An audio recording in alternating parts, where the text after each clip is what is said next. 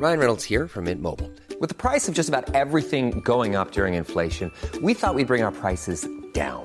So to help us, we brought in a reverse auctioneer, which is apparently a thing. Mint Mobile Unlimited Premium Wireless. How to get 30, 30, bit to get 30, bit to get 20, 20, 20, bit to get 20, 20, bit to get 15, 15, 15, 15, just $15 a month? Sold! Give it a try at mintmobile.com/switch.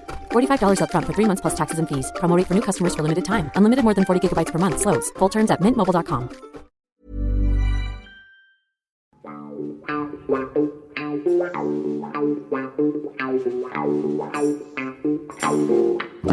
How you doing, Andy? Yeah, very well, Paul. Thank you very much. I'm just back in the UK right now because I'm just recovering from full knee surgery, knee replacement. After all these years, it finally, the old right knee, after 6 operations and what have we, finally gave in, and it had to concede defeat to Mother Nature. So I've just been back for the last 5 or 6 weeks in the UK, but heading back to Qatar on early April, about the 3rd of April, heading back to Qatar for the end of the season. Well, you're sounding great, and defeat wasn't... you didn't face defeat many times in this season. We're going to go back to 1976, and by the way, welcome all to A Game of My Life with Andy Gray. And in this episode, we're going to be focusing on that Christmas cracker at Villa Park on the 15th of December, 1976. Shawaddy Waddy were number 1 in the charts with Under the Moon of Love. And that night, under those floodlights at Villa Park, you showed your opponents, Liverpool, who were number 1 on the pitch. Yes, it was quite a night. It was an extraordinary evening. It was befitting of our season, actually, Paul, when I think about it, because, at the end of the season before my first season, we hadn't really suggested that we were going to rip up this season. We'd done okay.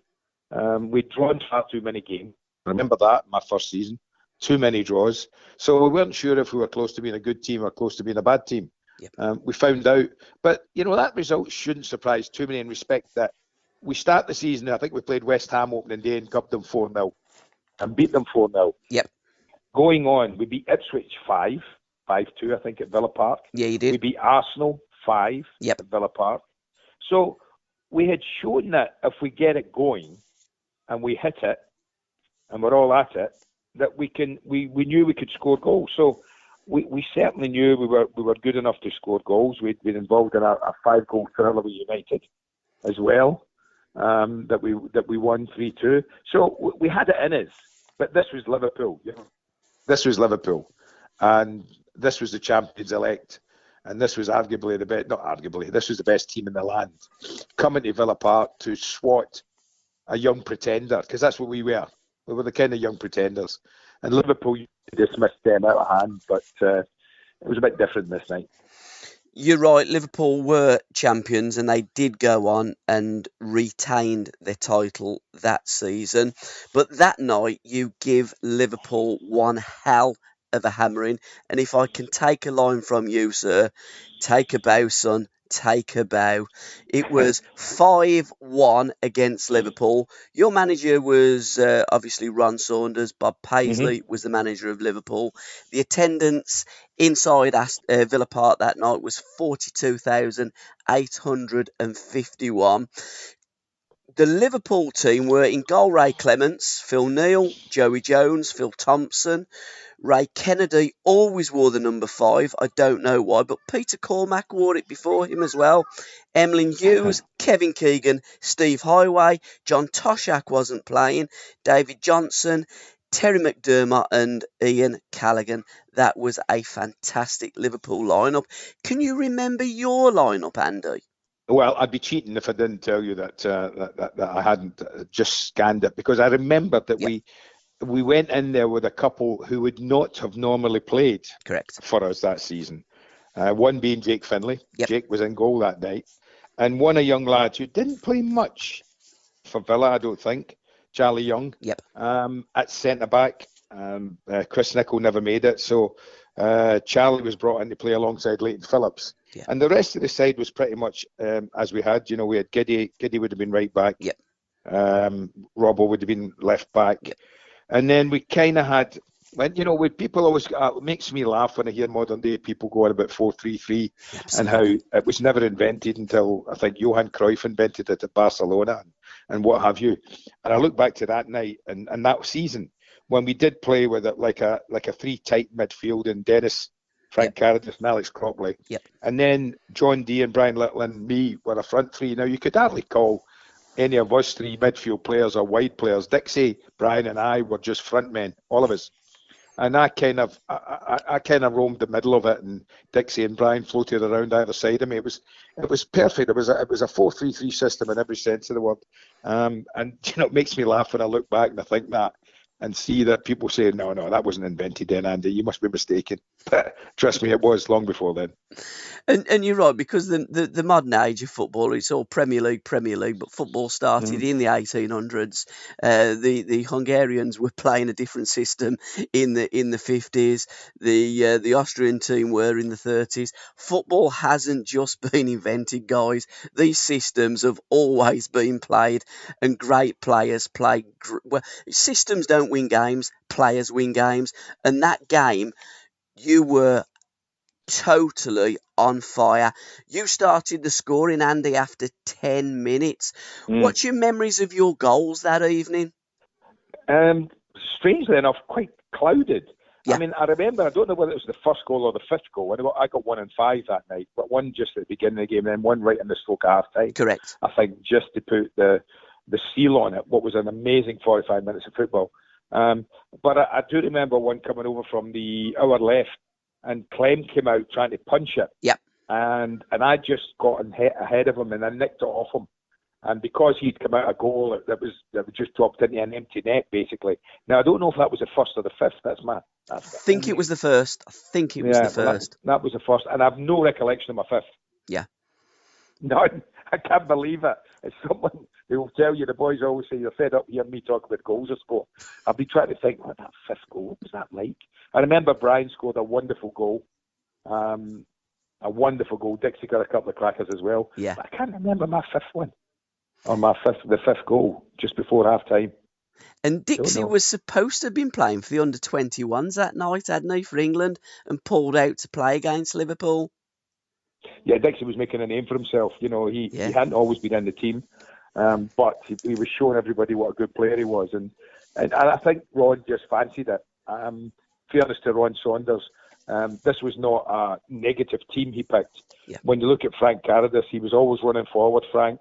And then Dennis Mortimer was always surging forward. Alex Cropley was a forward-thinking player. We didn't have what you would call a sitting midfield player in there, the way that they have now. We just had three very good midfield who could play box to box, and that was the strength of it. It was really an attack-minded team, and with John Gidman, we might as well have had a right winger that night because Giddy could have played that. Yeah. But I think, in fairness, although we were great and goal scorers get the headlines, I think two of the players in midfield, in particular, Dennis and Alex, certainly Alex in the first half because he went off injured, yes, if memory serves me well. Alex Cropley that night, along with Dennis Mortimer in the first half, were absolutely unbelievable in midfield.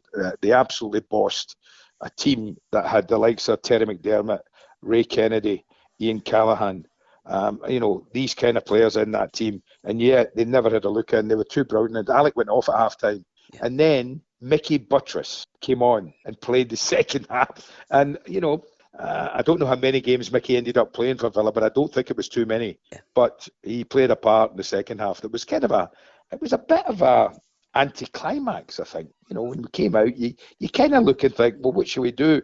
But we were good. And again, I think Clem played really well for them second half. Yep. I don't think we just came out and sat back and said, that we might do in the modern game, we'll just protect what we have because it's Liverpool and we're getting a bit scared. We were young and full of bravado. Well, apart from Chris Nicholl and Leighton Phillips, we were young and full of bravado and full of confidence. And that's what we did with the second half. And we could have got easily 2 or 3 more second half if Clem hadn't played as well in the Liverpool goal. That's what all the match reports also say. What was the mood in the Aston Villa dressing room at half-time? Because, to be leading against Liverpool, you'd think, well, we'll take that. Even if you were drawing against Liverpool, you'd go, would take that. To be 5-1 up against Liverpool, it's dreamland. It was dreamland. I think, and honestly, if you look at the stats, Paul, I think we had 6 shots at goal and we scored with 5 of them, or 6 attempts at goal and we scored with 5. It was just an extraordinary evening that you don't often get. I think in the dressing room, I think that's where, Ron Saunders earns his corn, because, as I say, we were, apart from Chris Nicholl and Leighton, who were the experienced players, we had a pretty young side there. Yeah. We weren't quite used to this. With myself in it, I was only my second season in England. John Dean had hardly played. Browne was a little bit more experienced, but he still wasn't old. Neither was Frank.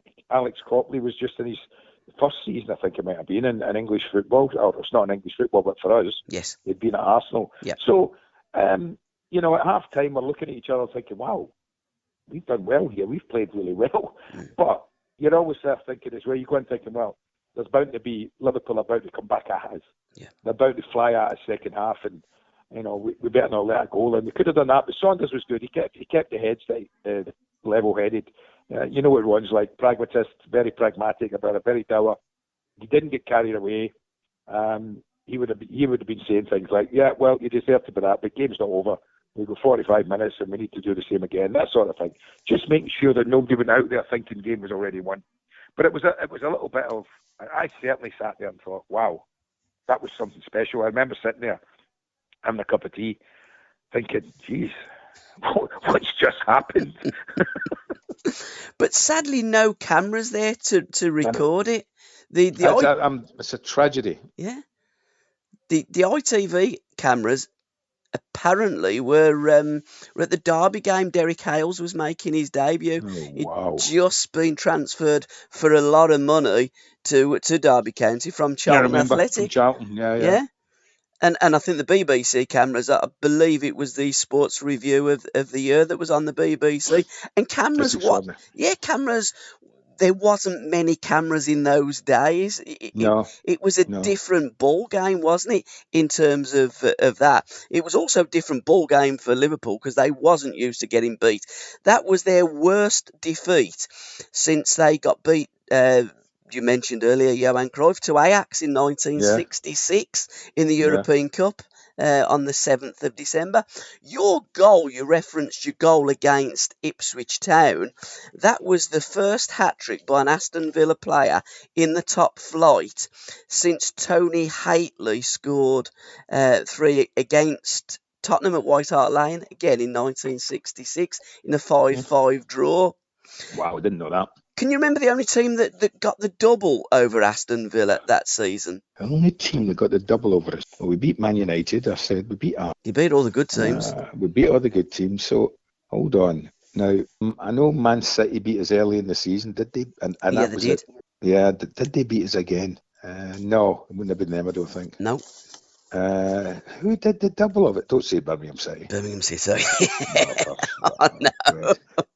When you look at the season, and I always look at fine margins, when you played that game against Liverpool, that wonderful night for all Aston Villa supporters, you still had a game in hand on Liverpool, and it was 2 points for a win, and you were third. You were flying. Was it a case of you played so many cup games that season and replays, you got to the final of the League Cup, and you had so many games and you were playing catch-up from mid-March, you were playing a game every 3 days? Yeah. I think it caught up with me, definitely. I never finished the season as well as I'd been for 3/4 of it. And it was only my second season down. Yeah. I'd just turned, I remember that Liverpool game came at the beginning of December. I had turned 21 on November the 30th, about 2 weeks before that Liverpool game. Yeah. So I was still, coming to terms with the demands of English football. And you're right, the cup runs took a lot out of us. There's absolutely no doubt about that. We went deep in both cup. Well, as you said, we went deep in the League Cup. We had 3 semi-finals against QPR. We had 3 finals against Everton. Yeah. We went deep in the FA Cup as well. And I do think that as we got near the end of the season, that we did run out of gas a little bit. And results were then patchy. We lost I think we lost maybe 3 games in a row at one time near the end of the season that knocked us a bit. But we were so confident that we could keep going because we were young. I don't think it ever entered our heads. And the things like rotation, you never thought about rotation in those days. If Saunders had come to me and said, there's an FA Cup tie here, Andy, but I'm not playing you because I want you to have a rest, I'd have been like that. Are you kidding? I got a chance of scoring in this game. You must be kidding me on. I ain't rested. You know, we wouldn't have thought of being rested. You missed the game if you were injured, and that was about it. So I think, 50-plus games that we did that season. I think it must have been 56, 60 something. Close to 60 it must have been. 56. 56 was it? That's a lot of games. That's a lot of games. And we didn't have big squads. We didn't have 25-man squads that we have now. You know, you had maybe 14 or 15 players that you relied on to get you through those 50-plus games. So there were big demands. And I do think for a young side, and we were still quite inexperienced because Villa was only Villa's second season back the big time after a long time out of it. So we were still a bit inexperienced as well. I do think it just took it out of us a little bit because we lost games in that second half of the season against sides that we normally wouldn't have got beaten by. So it was a bit like that. I include Birmingham City in that. Newcastle United beat us late on in the season as well. I think things like that happened. So it was a bit like that. We had such a good run and we were playing so well at that time. It was unbelievably good. It was a great team to be in. Well, I remember just feeling every time we went out we were going to win the football match. It didn't seem to be a problem wherever we went. We didn't always, of course we didn't. But when it went right as it did that night, we were as good as anybody in the league that year. There's no doubt in my mind. We are a great side. You played without fear, and you're right. You give a lot of teams a lot of goals. I guess when you're looking at the season as a whole, Aston Villa were going for the treble. You ended up. It was the highest placed finish since the war for Aston Villa. So it was a fantastic feat. You ended up just 6 points off Liverpool that won the league on 57. You're joking. You had 51. Had you beat Birmingham, there's 4 points, you're 2 points.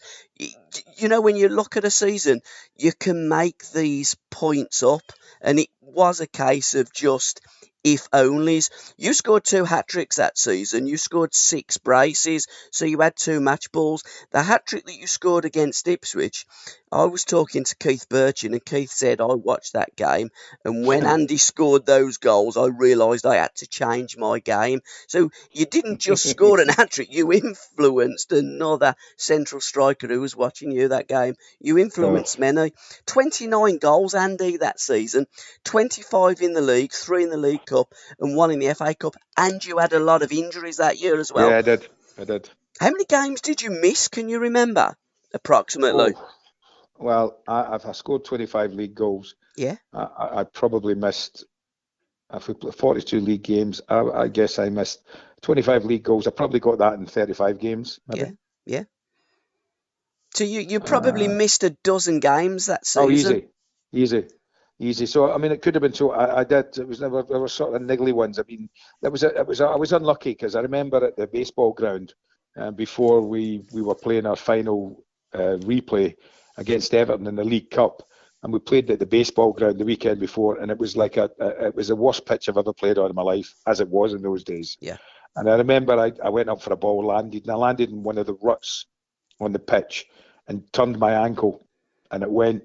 And that's why I missed the final game of the League Cup run, which was so disappointing. But that, just for a stupid thing like that, just that bad pitch, just causing me to turn my ankle and made me miss the game. So I was gutted about that. Yeah, the couple of injuries like that were, that maybe could have been avoided if I had a little bit more luck. And that was the season that you played Port Vale in the Cup and you were injured while you was playing that game, wasn't you? Saunders forced you to play. Yeah, he did. That was the Port Vale game. We won 3-0, I think. Yeah, you did, yeah. Yeah, you did. Yeah, and I, if memory serves me, I came off at half-time. Yeah. Because I didn't want to play because I couldn't play, actually. My ankle was gone. Mm-hmm. And I was about 10 days away. Why? It was Port Vale, for God's sake. It wasn't like we were playing Man United. Yeah. And we were at home. And I didn't get his desire to get me on the football pitch. Because we would have beaten Port Vale easy. Yeah. with someone else in the team, and I would have been fit to play in 10 days. As it was, they strapped me up, they injected me, they threw me on the pitch. We won 3-0 easy, but at half time I had to come off. Yeah. He just said to me, I need you in the team. I need to put that team sheet in to Port Vale with your name on it. He said, if I don't, then they're going to get such a lift before the game if you're not on it. I thought, I didn't get that, but listen, it's a backhanded compliment in many ways. Yeah. That he was desperate for me to be there because he thought the team would get a boost if I wasn't in it that we were playing against. But it was a bad mistake, and because I was young, I did what I was told, and it cost me a lot of injuries and a lot of games doing that, playing when I shouldn't have done. But that definitely was a bad one because I was out for about a month then after that, so that wasn't great. No, you missed the cup finals, didn't you? You missed the FA Cup game at Manchester United in the 6th round as well. Well, I know that's the thing, and I also missed. We didn't. No, it was a next week league. We were in the whatever it was called, Europa League or UEFA Cup. Yeah. I missed that quarter final against United. These are all things and we only got beat 2-1 at Old Trafford. Yeah. So, if I'd have been fit and playing, who knows? It might have made the difference. We had played United and we felt we were as good as, and we certainly didn't feel intimidated playing them. We did lose at Old Trafford early in the season, but we had beaten them as well. Yeah. So we were okay. We were okay, but again, not being fit in big games like that is so it's not great. Not great. That Liverpool game, was that one of your best performances in an Aston Villa kit? Wow, my individual performance. Listen, it would have to be up because of who it was against. Yeah. When you talk about performance, you kind of say, right, who was that against? Yeah. That was against the champions and the champions elect. No mugs at all. So it's up there. Others in the Villa strip that season, I think, would be good ones. I think my performance against Ipswich in the second half, in particular, I was hopeless in the first half. In the second half, when I got a second half hat trick, it was as good a hat trick as I could have got. It was an amazing hat trick. That was as good. I had a lot of good games at Aston Villa. I was lucky because I was young, wasn't I? I was 19 to 23, and I was fit, and I was keen to make a name for myself, and I was ambitious, and I didn't like losing. So, there are many I can think of when I was pretty good and hard to beat. Leeds United away, I thought, just before the Liverpool game when we beat Leeds 3-1, I think, at Elland Road. Yeah, you did. I scored 2 that day. I had a really good... I mean, at that age, I was playing well. And it was such a big season for me personally because I won the PFA double. Yeah. And that's a measure of how consistent I had been. And that's not easy when you're a young player. But it was a fitting end for me personally, not so much the team, but it was a fitting end of the season for me to get that after the disappointment of missing out in the league, missing out in both cup competitions. But it was a season that we can look back on, everybody at Aston Villa, and think, you know what, that was pretty special. We had some unbelievable games. As I say, to win 3 times that season against good teams, to score 4 goals, I don't know, maybe 4 or 5 times. I mean, it's quite extraordinary to think that we started the league season winning 4-0 at home against West Ham. Yes. And we finished the season winning 4-0 against West Brom. Yeah. And that was my other hat trick, wasn't it? You scored a hat trick on the last game of the season. You scored a brace on the first game of the season, and had you have taken the penalties, you would have scored a hat trick. Then Ray Graydon scored 2-1 from the spot. So again, you were a player that didn't take penalties. You did take, I believe, 1 that season for Aston Villa, and possibly the only penalty that you ever took. That was Ipswich away. No, it was Stoke at home. I've got down here. Andy Gray penalty. Stoke at home. That was Schultz was in goal, I think. Yeah. So Schultz was in goal. Again, if you'd have took penalties and scored the penalties, your numbers are even higher. I'm going again, Paul. Can you hear me? Yeah, back now. Yeah. Okay. Yeah. I mean, that penalty, I think Schultz was in goal for Stoke. I'm sure he was. Yeah, he would have been that top. Yeah, absolutely. Yeah, I took another one for Villa away at Portman Road. I'm sure I did. Yeah. Was it that season? Well, it couldn't have been. No, I was going to say, because that season you got beat 1-0 at season Pullman after. Road. Yeah, got ya. Who was your roommate, Andy, when you were going away on trips with the Villa? Do you know what? I don't know. Okay. I think, like me, I know Giddy and Browne used to love rooming together, and people had certain players. Yeah. Leighton Phillips, I think, and Robbo would always be rooming together. I took whoever I was given. Yeah. I wasn't that bothered about that because it was just a case of getting ready for the game. But no, I mean, even at Everton, I never had a designated roommate. I roomed with Sharpie, John Bailey, various of the boys, and at Villa would have been. I suppose when Bobby McDonald and Jake Findlay were in there because they were Scots, yeah, I might have roomed with one of them and what have you. But no, I never had a particular roommate where I thought, right, I'm going to room with him all the time. No. Again, fine margins. Could have won the treble that year with the Villa. Sadly, what we tend to do is remember the winners and forget the losers or forget the runners up, which is very unfair because when you look at that season, you were as good a team as we had in the country. That team together done something special.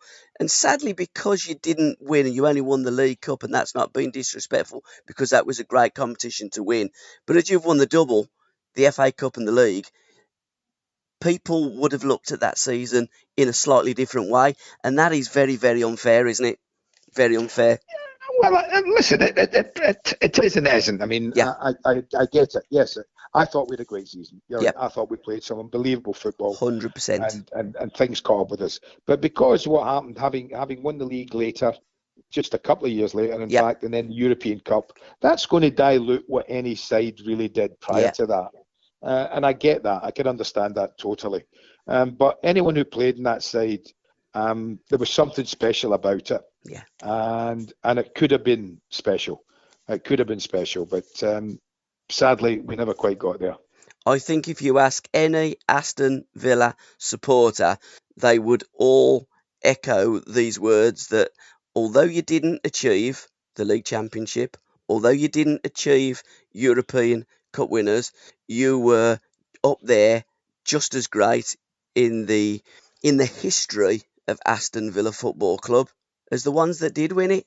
You were just very unlucky, played a few games, too many, it caught up with you, and a case of if only. And in terms of that night against Liverpool, oh, what a night, mid-December, back in 76. Yeah, it's got a ring to it.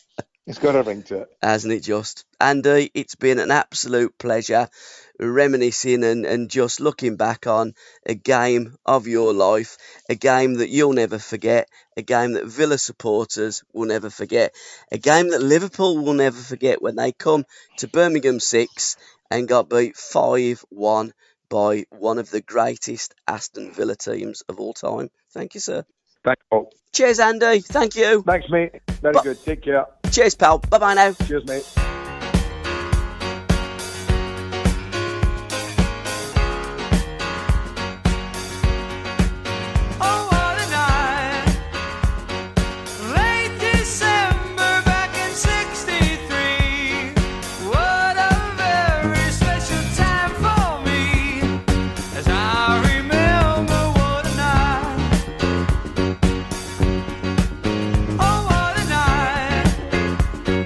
You know